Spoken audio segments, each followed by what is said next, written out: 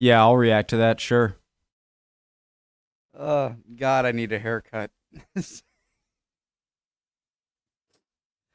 Nice grass. Hey guys. Retracing Queen Elizabeth the First Coronation Procession. I watched a video on a really cool video. I'd recommend you guys actually watch that or my reaction to it of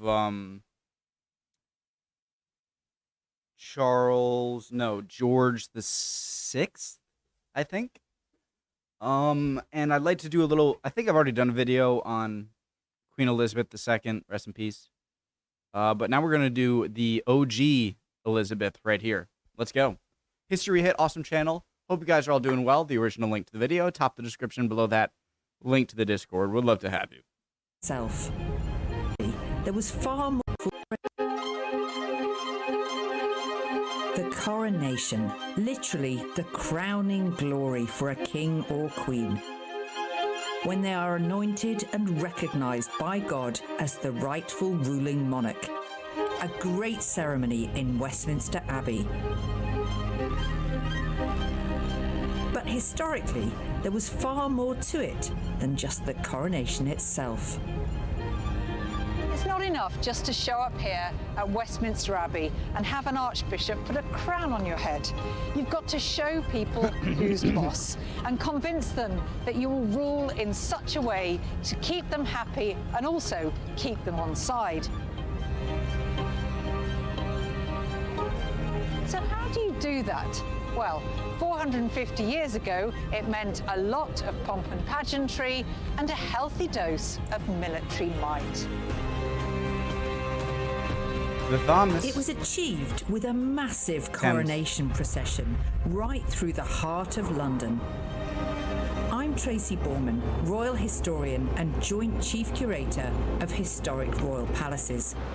I'm going to retrace the route of this spectacular event, and I'm paying special attention to one extraordinary Tudor procession, the perilous arrival of Queen Elizabeth I.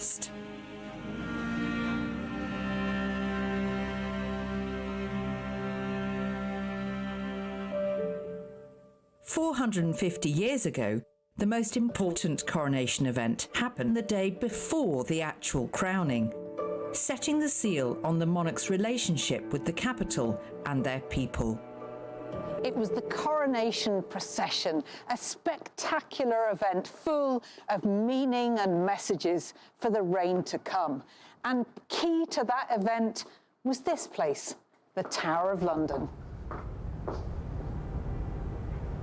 Since the 13th century, the mighty tower was the starting point for all coronation processions. I always thought the Tower of London was more kind of nude. That's not the right word.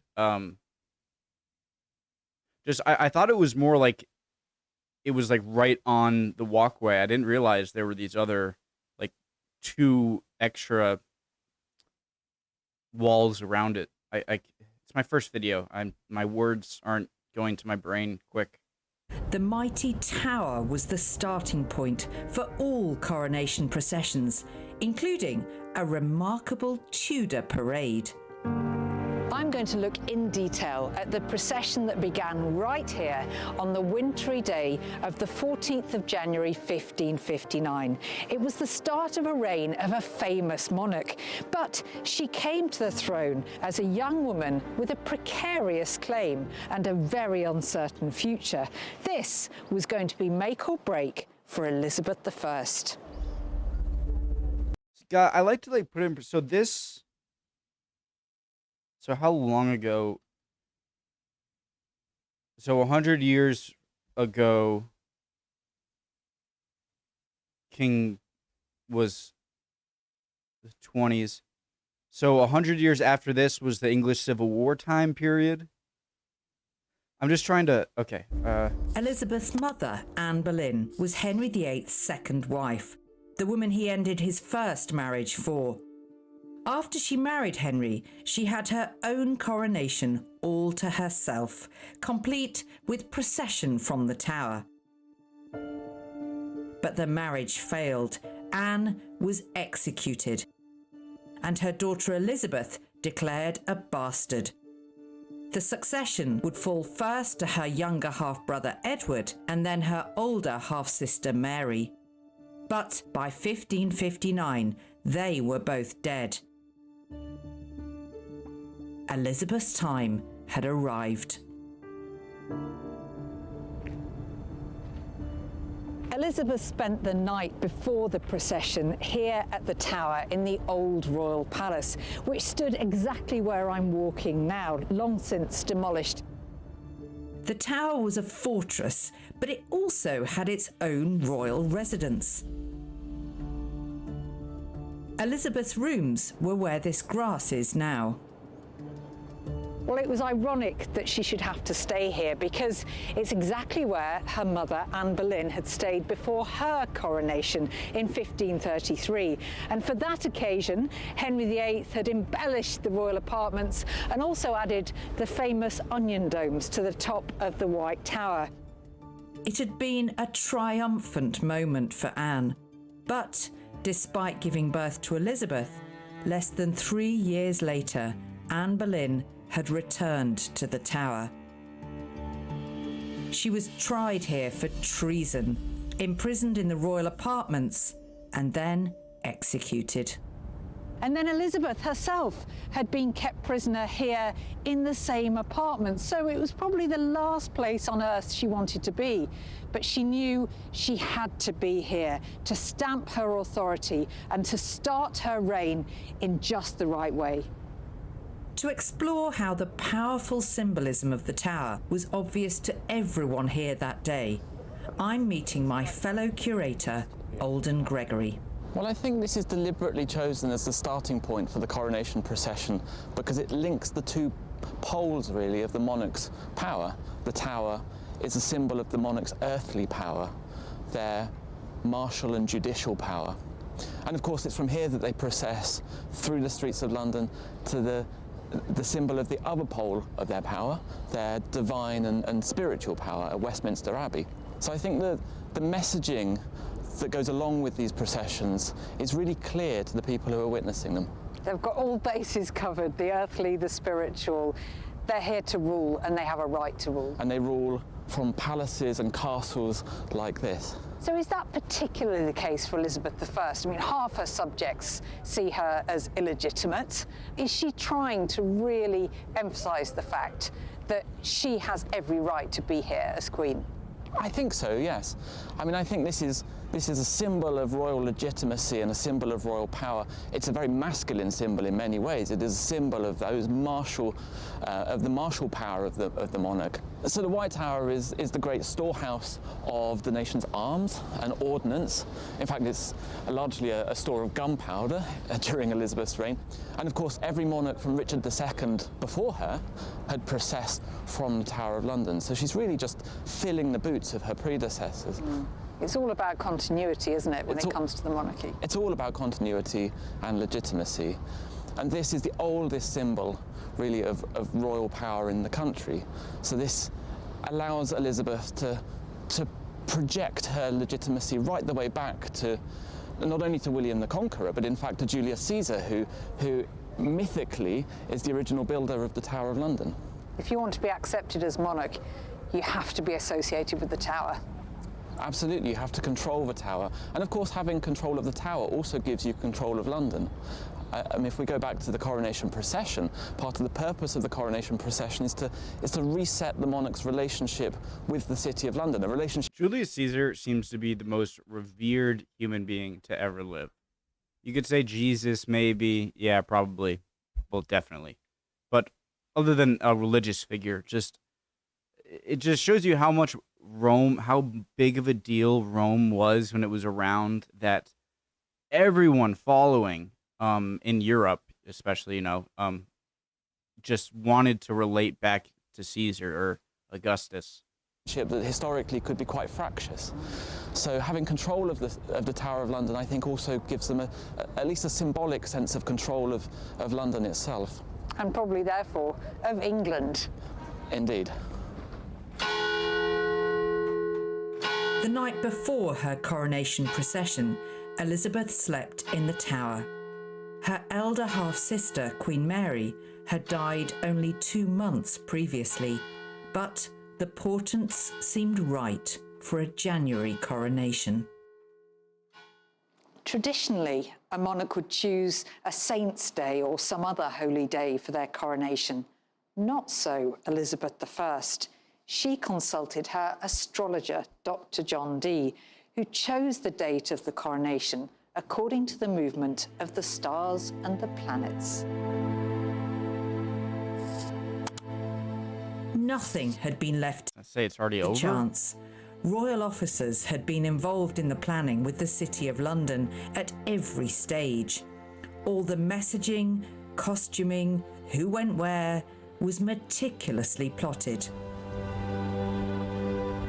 January the 14th, 1559, dawned with a few flurries of snow. But despite the wintry date, the weather did prove fair. Maybe John Dee knew what he was doing. Outside the tower, the streets of London were filling with crowds. People had been preparing for this for weeks. Everyone knew that the new queen would be readying herself to leave the tower and show herself to her people.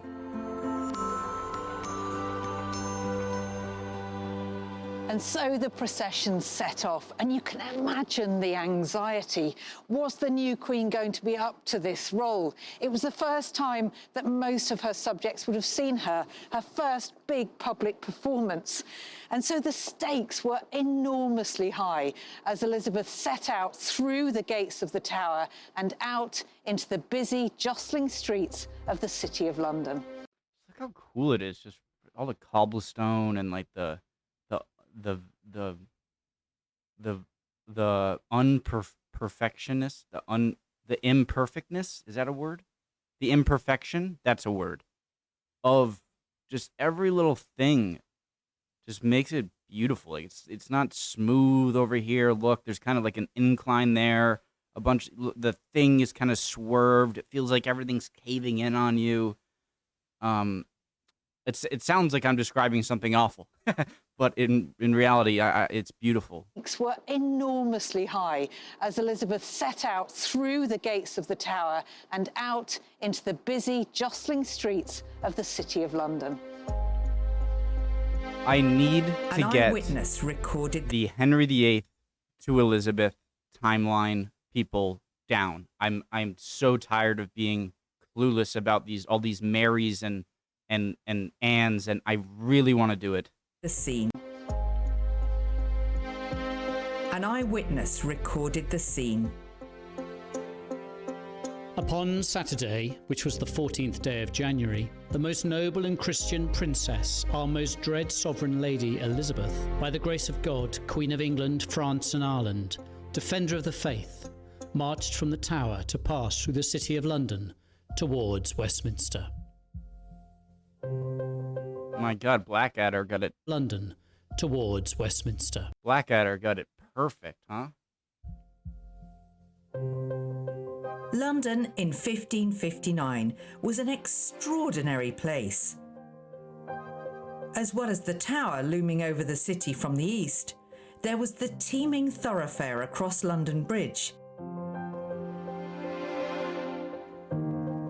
St Paul's Cathedral's great medieval spire still rose in the centre. The river was full of transport and trade, and the tightly packed streets still mostly squeezed inside the confines of the old Roman walls. Elizabeth was going to pass right through all of this en route to Westminster, the site of the old royal palace and the abbey where she would be crowned the next day, if all went to plan.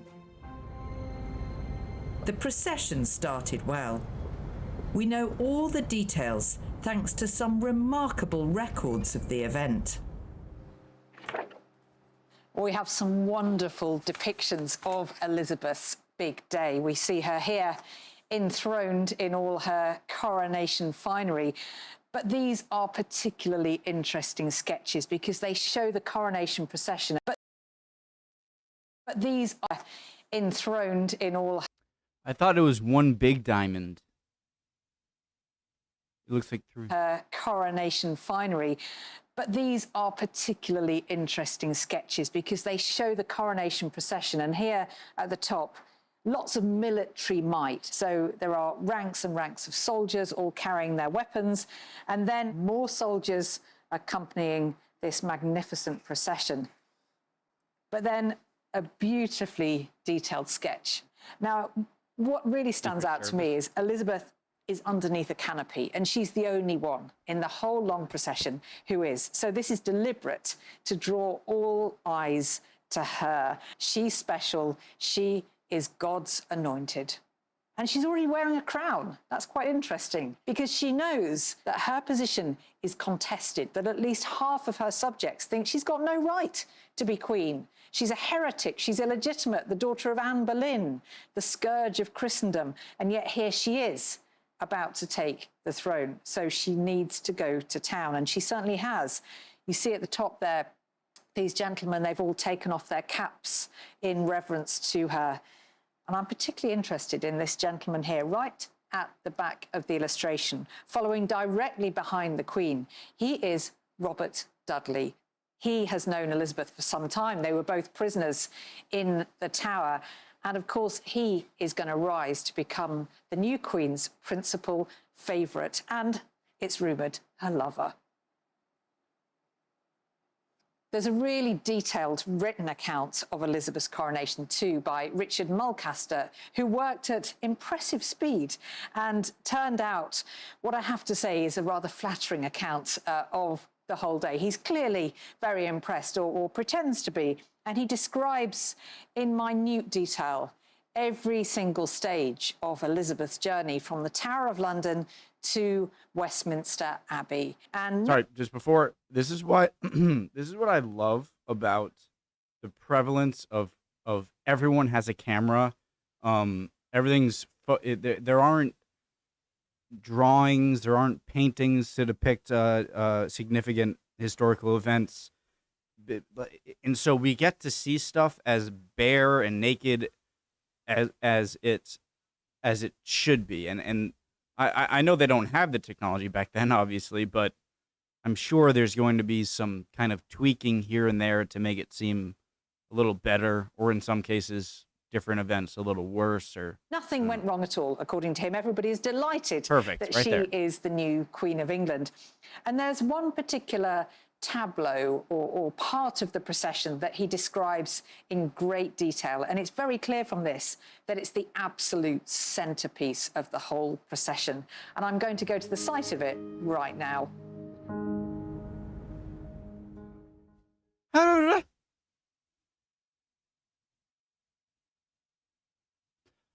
Still a great episode. Awesome. I'm excited to see how the King Charles III stuff goes down in a few days.